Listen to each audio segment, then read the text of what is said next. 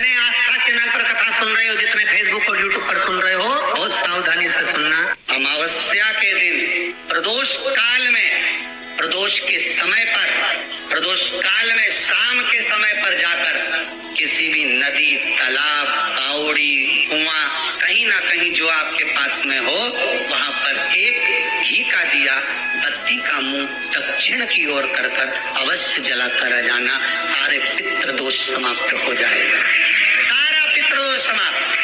अमावस्या के दिन किसी भी जलाशय के पास में, नदी, तालाब, बावड़ी, कुआं, जो आपके शहर में, आपके गांव में, आपके नगर में हो, वहां जाकर लगाए। अगर नदी, तालाब, बावड़ी, कुआं नहीं है तो पीपल का वृक्ष हो या बेलपत्री का वृक्ष हो या वट का वृक्ष हो, उसके नीचे लगा दो प्रदोष काल में। पर अमावस्या के दिन लगाएं जरूर। अमावस्या के दिन पितृ शाम के समय प्रदोष काल में शंकर भगवान का नाम जाप कर नदी, तालाब, बावड़ी पर पानी पीने जाते हैं। वहां से जल का आचमन कर पितृ अपने लोक को चले जाते हैं प्रदोष काल के समय पर। इसलिए प्रदोष काल में जलाशय के पास में, बावड़ी, कुआं, नदी, तालाब के किनारे पर दिया लगाया जाता है दक्षिण की ओर मुख कर बत्ती का, तो पितृ आशीर्वाद देते हुए जाते हैं कि फलो फूलो, आगे बढ़ो, उन्नति करो, तरक्की करो। ये पितरों का आशीर्वाद रहता, पितरों का वर रहता। आप देंगे, कुछ करा ना करा, फिर अमावस्या के दिन दिया दक्षिण की ओर बाती का मुख कर कि गाय जब अपने बछड़े को दूध पिलाए और बछड़े के मुख पर जो फेन आए, उस फेन को अमावस्या के दिन चम्मच में लेकर, जो बच्चा चिड़चिड़ करता हो या पढ़ाई में मन नहीं लगता हो या दिमाग थोड़ा सा कमजोर हो, डॉक्टर के इसका विवेक काम नहीं कर रहा, बुद्धि काम नहीं कर रही है, उस बच्चे को 2 या 3 अमावस्या गाय जब बछड़े को दूध पिलाए, बछड़े के मुंह पर जो फेन आता है वो फेन उस बच्चे को पिला दिया जाए तो बच्चा विद्वान होता है, उसका विवेक काम करना प्रबल हो जाता है। जिसके शरीर पर सफेद दाग पड़ गए हो, चर्म रोग हो गया हो, चमड़ी सफेद पड़ गई हो, गाय जब अपने बछड़े को दूध पिलाए, उस बछड़े का मुख में जो फेन आए उसको निकाल लीजिए। शरीर में जहां जहां पर सफेद दाग पड़ गए हो, चमड़ी सफेद हो गई हो, उस जगह पर लगा लीजिए।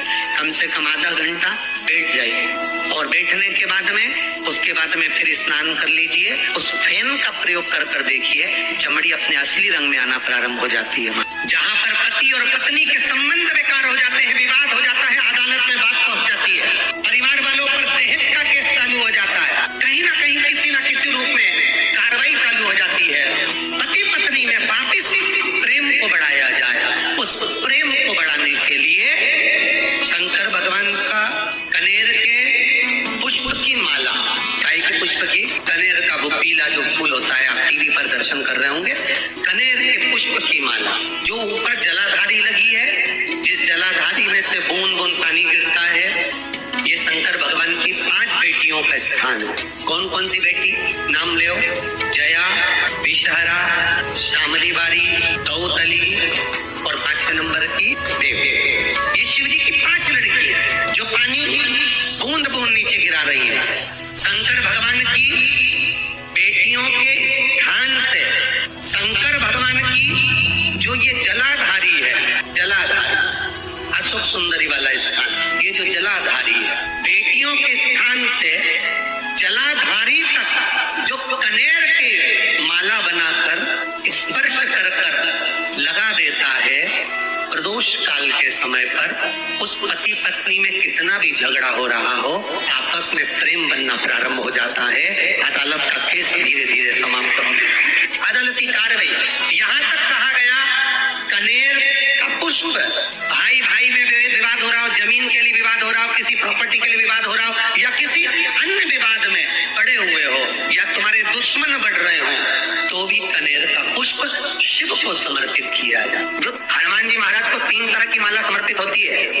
एक आंकड़े के पत्ते की, दूसरी बेलपत्र के पत्ते की, तीसरी पीपल के पत्ते की। ये 3 तरह की माला जब शंकर हनुमान जी महाराज को समर्पित होती है, जिस समय पर अगर व्यक्ति के जीवन में बहुत भारी रोग हो गया है, बहुत ज्यादा कष्ट हो गया है, कैंसर जैसी बीमारी भी अगर उसको घेर ली है और किडनी, लीवर सब बेकार हो गया, तो निवेदन है पीपल के पत्ते की माला बनाओ, 108 पत्ते की, और हनुमान चालीसा का हर पत्ते पर स्मरण करिए महाराज। आप हनुमान चालीसा पढ़ते जाओ, माला में गांठ लगाते जाइए, और वो माला जो व्यक्ति कैंसर से पीड़ित है हाथ का स्पर्श कराइए और शंकर को चढ़ाइए, अपने आप दवाई लगना प्रारंभ होगी। कैंसर जैसा रोग भी धीरे धीरे समाप्ति पर आएगा।